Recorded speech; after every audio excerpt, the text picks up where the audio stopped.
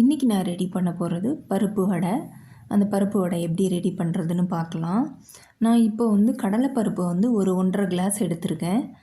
1½ class எடுத்துட்டு இதை வந்து நல்லா கழுவிட்டு ஒரு 2-3 தடவை நல்லா கழுவிட்டு ஒரு 2 மணி நேரம் ஊற வச்சுருக்கேன். இதை ஊற வச்சதுக்கப்புறம் என்ன பண்ண போகிறோன்னா, மிக்ஸி ஜாரில் போட்டு எடுக்க போகிறோம். அதுக்கு முன்னாடி வந்து அரைக்கிறதுக்கு முன்னாடி ஒரு அரை டேபிள் ஸ்பூன் வந்து சோம்பு போட்டு இதை அரைக்கணும்.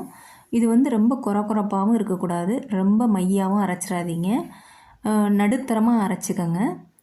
அதுக்கப்புறம் வந்து இதில் வந்து 1/4 டேபிள் ஸ்பூன் வந்து ஜீரகம் போட்டிருக்கேன்.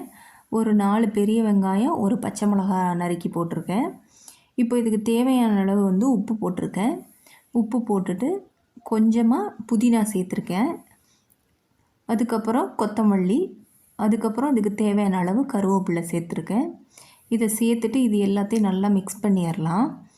நல்லா எல்லாமே ஒன்று சேர, உப்பெல்லாம் அங்கங்கே இல்லாமல் எல்லா இடத்துலையும் இருக்க மாதிரி பார்த்துக்கணும். இப்போ வந்து உப்பு இருக்கான்னு பார்த்துக்குங்க, இல்லைன்னா இன்னும் கொஞ்சம் சேர்த்துக்கோங்க. இப்போது நம்ம வடை தட்டி போடுறதுக்கு முன்னாடியே நான் என்ன பண்ணுவேன், உருண்டை பிடிச்சி வச்சுக்குவேன். நமக்கு எவ்வளோ சைஸ் வேணுமோ அந்த அளவுக்கு, பெருசாக வேணும்னா பெருசு, இல்லாட்டி குட்டியாக வேணால் குட்டி குட்டியாக உருண்டை பிடிச்சி வச்சுக்கலாம்.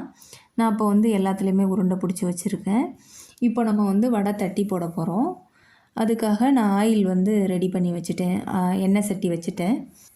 இப்போ வந்து வடையை தட்டி போட்டுடலாம். நம்ம வடை தட்டும்போது எல்லாமே ஒரு மீடியம் சைஸ் இருந்தால் போதும், இல்லாட்டி ரொம்ப குட்டியாக இருந்ததுன்னா ஒன்றும் பிரச்சனை இல்லை.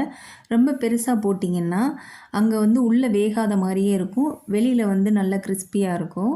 அதே மாதிரி வந்து ஸ்டவ்வை வந்து கம்மி பண்ணி வச்சுட்டு தான் நம்ம போட்டு எடுக்கணும் வடையை, இல்லாட்டி உள்ளே வேகாது, வெளியில் வந்து கருகின மாதிரி இருக்கும். இப்போ வந்து நான் எல்லாத்தையும் நல்லா திருப்பி விட போகிறேன்.